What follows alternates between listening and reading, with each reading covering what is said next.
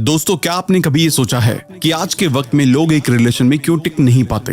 अक्सर relations breakup की तरफ क्यों बढ़ते हैं? अक्सर शादियां डिवोर्स की तरफ क्यों बढ़ती जा रही हैं? लोगों को अपने ड्रीम पार्टनर क्यों मिल नहीं पाते? और क्यों बहुत से लोग बिना प्यार के अपनी जिंदगी बिता देते हैं? इसका सबसे बड़ा कारण है रिलेशन के पीछे के सीक्रेट को समझ नहीं पाना। आज की ये वीडियो उन सारी सीक्रेट्स को रिवील करेगी, जिसके बाद आपको इन सभी सवालों के जवाब और इन सब प्रॉब्लम के सॉल्यूशन मिल जाएंगे। आज हम बात करने जा रहे हैं मॉडल्स बुक के बारे में, जिसे मार्क मैनसन ने लिखा है। मार्क एक अमेरिकन ऑथर हैं। इन्होंने बहुत सी बेस्ट सेलर बुक्स लिखी हैं, जैसे कि subtle art of not giving a fuck, everything is fuck and will.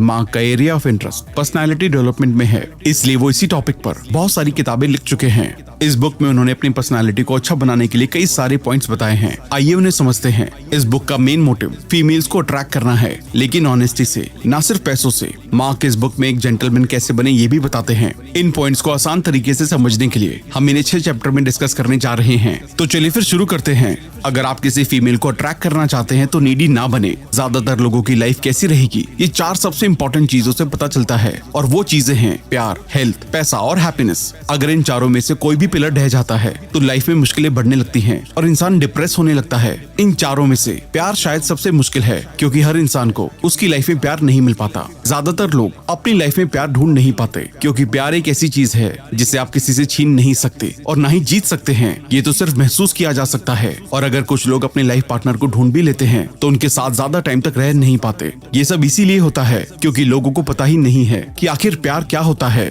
अगर आप एक परफेक्ट लाइफ पार्टनर को ढूंढना चाहते हैं तो आपको सबसे पहले अपनी डेटिंग स्किल्स सुधारनी होंगी। हमें सबसे पहले अपने आप को नीडी यानी कि जरूरतमंद दिखाना बंद करना होगा। एक आदमी के रूप में आप जितने कम नीडी हैं, आप एक औरत के लिए उतने ही अट्रैक्टिव हैं। एक नीडी आदमी दूसरे लोगों को दिखाने के लिए या फिर शो ऑफ करने के लिए चीजें करता है, वहीं एक बिना नीड वाला आदमी खुद को खुश रखने के लिए चीजें करता है। एक बिना नीड वाला आदमी दूसरों के सामने घुटने नहीं टेकता है। वो किसी की परमिशन की तलाश नहीं करता, बल्कि वो सिर्फ खुशी के लिए काम करता है। यहाँ नीडी बिहेवियर के कुछ एग्जाम्पल है जिनसे आपको बचना चाहिए। बहुत बार कॉल करना या बहुत जल्दी कॉल करना, बहुत सारे मैसेजेस भेजना, उनके द्वारा भेजे गए जोक्स पर जरूरत से ज्यादा हंसना। अगर आप भी ऐसे ही बिहेवियर किसी फीमेल के लिए रखते हैं तो वो आपको नीडी और डेस्परेट समझेंगी और आपको रिजेक्ट कर देंगी। इसलिए अगर आप ऐसा करते हैं तो ना करें। जरूरत पर काबू पाने का एक ही तरीका है कि अपने माइंडसेट और सेल्फ रिस्पेक्ट को बदल दिया जाए। तभी आपका अपीयरेंस, वर्ड्स और एक्शंस भी बदलते हैं और फीमेल्स को आप ज्यादा अट्रैक्टिव लगते हैं, क्योंकि अपनी मेंटालिटी बदलने से आपके एटीट्यूड और नेचर पर बहुत बड़ा फर्क पड़ता है। फीमेल्स को अट्रैक्ट करने का एक मेन रूल ये है कि किसी और चीज से ज्यादा खुद में इन्वेस्ट किया जाए, क्योंकि अगर हम खुद को नई और अच्छी चीजों के लिए ट्रेन करेंगे तो हम खुद को और ज्यादा इंप्रूव कर सकते हैं और फिर लोग हमसे अट्रैक्ट होंगे। लेकिन यहाँ पर खुद में इन्वेस्ट करने का मतलब ये नहीं है कि हम महंगे कपड़े पहने या महंगी गाड़ी लें, बल्कि इसका मतलब ये है कि हम खुद को नई नई स्किल सिखाएं और अपनी पर्सनैलिटी को अच्छा बनाएं। अपने आप को ओपन रखें। कमजोर होने का मतलब फिजिकली कमजोर होना नहीं है, बल्कि कमजोर होने का मतलब मेंटली कमजोर होना है। एक कमजोर इंसान वही है जो हार से डरता है, और इस कमजोरी को हटाने के लिए मार्क एक बहुत अच्छी एक्सरसाइज बताते हैं कि आप खुद को मानसिक रूप से स्ट्रांग बनाने के लिए खुद को ऐसी सिचुएशन में रखें जहां आप रिजेक्ट हो सकते हैं। जैसे कि आपके लिए किसी लड़की से डेट पर जाने के लिए पूछना हो सकता है और आप रिजेक्ट हो जाएं, लेकिन आप इस गलती से कुछ पक्का सीखेंगे और अगली बार किसी दूसरे तरीके या उससे बेहतर तरीके से पूछेंगे। ऐसा करने से आप अपने दिमाग को सोचने पर मजबूर करेंगे और अपनी पर्सनैलिटी को और बेहतर बनाएंगे, जिससे कि आपका डर खत्म हो जाएगा और टाइम के साथ आप इसमें अच्छे बनते चले जाएंगे। एक इमोशनली कमजोर इंसान के एग्जाम्पल कुछ इस तरह से हैं जिन्हें आपको अवॉइड करना चाहिए। ऐसा जोक सुनाना जो शायद मजेदार ना हो, ऐसा ओपिनियन देना जो दूसरों को हर्ट कर सकता है, किसी एक बात पर दूसरों से एग्री ना होना। अगर आप किसी दूसरे की बात से एग्री नहीं करते हैं तो उसे सीधा मना ना करें। उसे पहले अपनी राय बताएं और फिर उनसे पूछें कि क्या ये सही है या गलत है। इससे आप ना तो उनकी नजरों में खराब बनेंगे और अपनी बात भी कह सकेंगे। एक जेंटलमैन की पहचान है जो सीधा खड़ा होता है और बात करते समय दूसरों की आंखों में देखता है, ना कि वो झुका हुआ खड़ा होता है और नीचे की तरफ देखता है। बात करते समय दूसरों की आंखों में देखने से आपका कॉन्फिडेंस बढ़ता है। एक जेंटलमैन जब भी कोई गलती करता है तो उसे एक्सेप्ट करता है और उसके लिए माफी मांगता है और वादा करता है कि आगे से ऐसी गलती नहीं करेंगे। वो हमेशा खुद को एक्सेप्ट करते हैं। वो हमेशा अपनी बातों पर बने रहते हैं और अपने किए हुए वादों को पूरा करते हैं। फ्रिक्शन जो एक अच्छी खासी डेट को भी खराब कर सकता है। अगर आपको कोई लड़की अच्छी लगती है तो सीधा जाकर उसको अप्रोच ना करें, इससे वो आपको डेस्परेट समझेंगी। जिसको आप पसंद करते हैं उनको हम 3 कैटेगरीज में बांटते हैं। पहली कैटेगरी है अनरिसेप्टिव। इस कैटेगरी में वो फीमेल्स आती हैं जिनको आपने अप्रोच किया था लेकिन उन्होंने आपको किसी भी कारण से रिजेक्ट कर दिया था। तो अब आप उनको अप्रोच करने में अपना टाइम बर्बाद ना करें और उनको छोड़ दें। आप जिन फीमेल से मिलते हैं उनमें से ज्यादातर, अगर आप एक एवरेज दिखने वाले लड़के हैं तो वो न्यूट्रल या अनरिसेप्टिव हो जाएंगी। ये लाइफ का कड़वा सच है जिसके साथ आपको रहना है। और क्योंकि ज्यादातर लड़के एवरेज दिखते हैं, इसलिए ये सच ज्यादातर मेल पॉपुलेशन पर अप्लाई होता है। फीमेल्स को बांटने की दूसरी कैटेगरी है न्यूट्रल कैटेगरी। इस कैटेगरी में वो फीमेल्स आती हैं जो आपकी बातों को जवाब नहीं देती, लेकिन वो आपको रिजेक्ट भी नहीं करती। इस कैटेगरी की फीमेल्स के साथ आपके चांसेस बन सकते हैं, क्योंकि अगर आप यहाँ पर बात करेंगे तो हो सकता है वो आपकी बात मान जाए। फीमेल्स को बांटने की तीसरी और सबसे अच्छी कैटेगरी है रिसेप्टिव कैटेगरी। इस कैटेगरी में वो फीमेल्स आती हैं जो आपकी बातों का जवाब देती हैं और आप में इंटरेस्ट दिखाती हैं। इस कैटेगरी में आपको सक्सेस मिलने के बहुत चांसेस हैं। डेटिंग की दुनिया में आपको काफी रिजेक्ट किया जाएगा। आपको बहुत बार रिजेक्ट कर दिया जाना चाहिए, क्योंकि ये एक अच्छी बात है। रिजेक्शन का काम आपको उन लोगों से अलग रखना है जो आपके लिए अच्छे नहीं है। रिजेक्शन आपको पसंद ना करने वाली फीमेल्स की पहचान करने और आगे बढ़ने में मदद करता है, और आप हमेशा उन्हीं फीमेल से रिजेक्ट होंगे जो आपके लायक नहीं है। इस कैटेगरी में फीमेल्स न्यूट्रल पोजीशन में नहीं रह पाती, क्योंकि स्टडी बताती है कि फीमेल्स किसी भी बात को लंबा खींच नहीं सकती। या तो वो आपको रिजेक्ट करेंगी या फिर वो आपके साथ रिलेशनशिप में आ जाएंगी। इसलिए इस कैटेगरी की फीमेल सबसे अच्छी होती हैं। आप कौन है और आप क्या करते हैं, आपके बारे में ये दो चीजें जानने के बाद इस पोजीशन की फीमेल्स आपको जज करती हैं, और अगर इन दोनों चीजों का जवाब उनके लिए सेटिस्फाइड नहीं है तो वो आपको रिजेक्ट कर देती हैं। इसलिए आपको सबसे पहले अपने आप को मजबूत और किसी लायक बनने पर ध्यान जरूर देना चाहिए।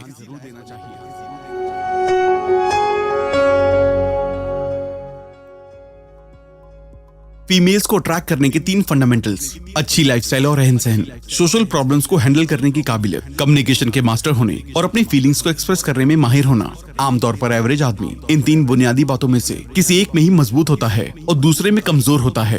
अगर आप चाहते हैं कि आप अपने लिए एक बेहतर लाइफ पार्टनर ढूंढ सके, तो आपको इन तीनों ही चीजों में मास्टर होना पड़ेगा। अगर आप अपने लाइफ पार्टनर को एक अच्छा लाइफस्टाइल देना चाहते हैं, तो उसके लिए सबसे मेन इंग्रेडिएंट है पैसा। अगर आप अच्छा पैसा कमाते हैं तो आपकी लाइफस्टाइल ऑटोमेटिक अच्छी होगी। अच्छा पैसा कमाने के लिए आपको अपनी खुद की पर्सनैलिटी पर काम करना होगा, ताकि आप एक अच्छी कंपनी में जॉब या फिर अपना बिजनेस कर सके। आपको सामाजिक चिंता यानी कि सोशल प्रॉब्लम्स पर काबू पाना होगा। इस पर काबू पाने के लिए आपको अपने आप को एक लीडर बनाना होगा, एक ऐसा इंसान जो पूरी टीम को लीड कर सके। अब आप सोच रहे होंगे कि फीमेल्स का सोशल प्रॉब्लम से क्या लेना देना, तो इस बात को एक एग्जांपल से समझते हैं। मान लीजिए कि आप किसी के साथ एक रिलेशनशिप में हैं और उसको कोई इंसान परेशान कर रहा है जो कि एक सोशल प्रॉब्लम है, तो आप उसको क्या बोलेंगे? अगर आप उसको कुछ नहीं करने के लिए कहेंगे तो इसका मतलब कि आप सोशल प्रॉब्लम को हैंडल नहीं कर सकते और आप एक अच्छे लीडर नहीं हैं। लेकिन अगर आप सोशल प्रॉब्लम को सॉल्व करने में अच्छे हैं, तो आपको इस वक्त अपने पार्टनर का सपोर्ट करना होगा और उस इंसान को समझाना होगा। अब तीसरा और सबसे इम्पोर्टेंट पॉइंट है गुड कम्युनिकेशन। अगर आपका लोगों के साथ कम्युनिकेशन अच्छा नहीं होगा तो कुछ भी नहीं हो पाएगा,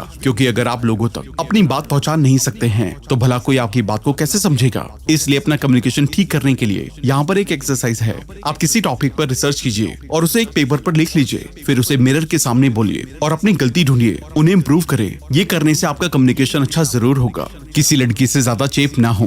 क्रीपीनेस का मतलब अगर हम आसान लैंग्वेज में समझे तो जरूरत से ज्यादा किसी इंसान से चिपकना या फिर उसकी लाइफ में ज्यादा इंटरफेयर करना है।